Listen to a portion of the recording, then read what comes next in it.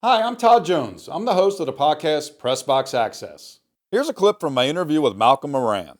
Malcom gives us insight into how the NCAA men's basketball tournament grew into what we know as March Madness. So you had this love for college basketball, growing up and getting into the business, and then beginning in 1979, you cover your first Final Four.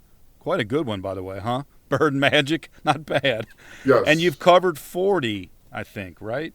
40 Final Fours? Well, in the later years, it's serving basically as an editor. Right. Okay. So you've been to supervising students. So you've been to but 40 yes, Final Fours. Last spring was 40. You saw that event blow up in the 1980s and the 90s. What was it about the Final Four that just fit the times? It seemed like the way the NFL right now fits our culture. The Final Four in the 80s and the 90s in March, it's still very popular, obviously. But why did it blow up in the 80s like that? I think a lot of it has to do with the vision of a small number of people, and I will apologize in advance if I'm missing any, but the first two that come to mind are unfortunately no longer with us. Dave Gavitt, whose vision created the Big East. Right. And Tom Jernstedt, who was the NCAA official who basically oversaw the development of the Final Four, and in many ways the event that we see now bears a lot of his vision. And specifically what I'm referring to is the increase in size from about 24 or 25 in the mid to late 70s to the 64 team field in 1985, which meant that every corner of the country probably has some rooting interest. That's a great point, yeah. You might be rooting against them, but the tournament was going to reach people where they lived in a much different way with a 64 team field than it would have when you go back to the early to mid 70s.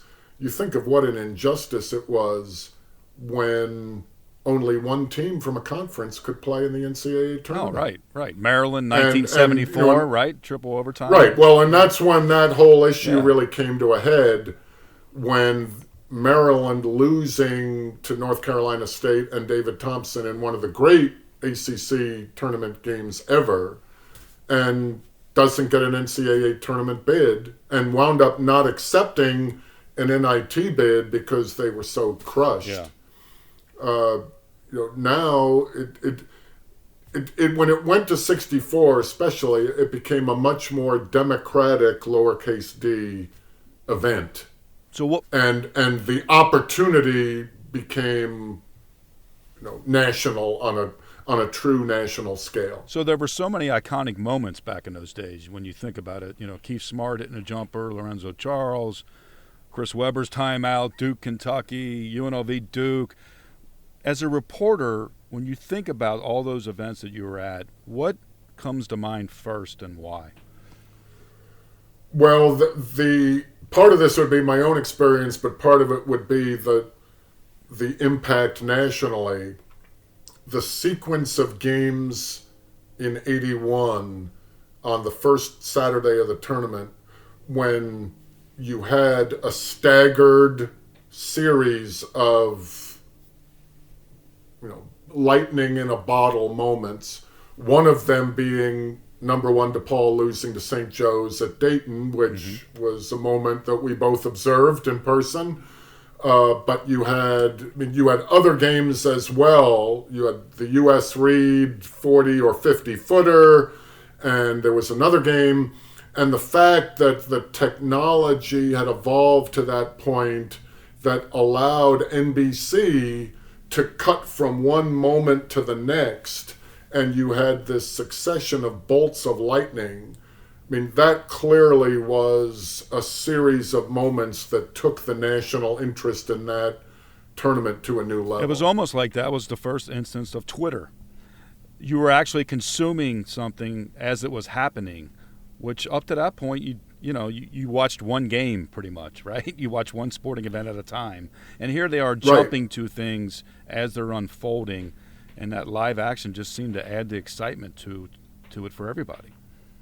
And the thing that in hindsight makes it even more remarkable is that when you think back, once CBS had the rights to the tournament starting in '82, there was an extended period of time in which there was a lot of frustration because CBS had a hard time with those look-in type moments. And I know Tim Layden has written about this, and I believe others have too. I mean, there were a lot of technical hoops that had to be jumped through for the network to be able to execute that. And the fact that it happened in NBC's last year, and I think CBS has become, it's owned the rights to the tournament for so long that you've got multiple generations of college students that just associate this tournament with CBS, and rightly so. Mm-hmm. But when you look back at all the things that NBC did to grow that tournament, including moving the championship game to primetime Monday night in '73, which was 2.5 years after the introduction of Monday Night Football. Right. That was very early in the period when network executives were beginning to believe that maybe there's an audience for primetime sporting events. And NBC's commitment to the NCAA tournament in '73, the first championship game on Monday night, was an important step in that direction.